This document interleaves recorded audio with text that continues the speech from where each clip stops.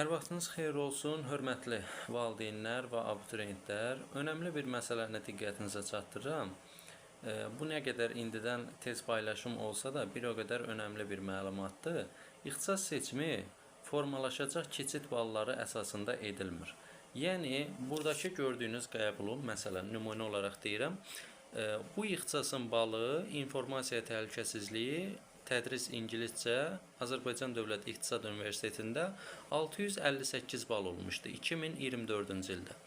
Əgər mən keçid balına əsaslanaraq o ixtisası kodlaşdırmasaydım, yəni tələbənin 634 balı var idi, mən deyərdim ki, 658 bal olub buranı. Deməli, mən buranı yazmayayım da, tələbənin balından yüksəkdir.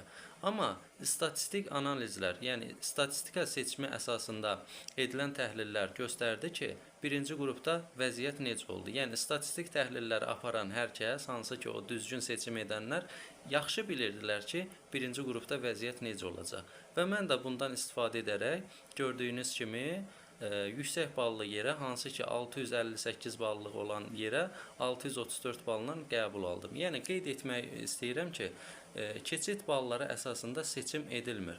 İxtisas seçimi, plan yerləri, ən önəmlisi statistika jurnalı əsasında edilir. Hər birinizə uğurlar arzulayıram.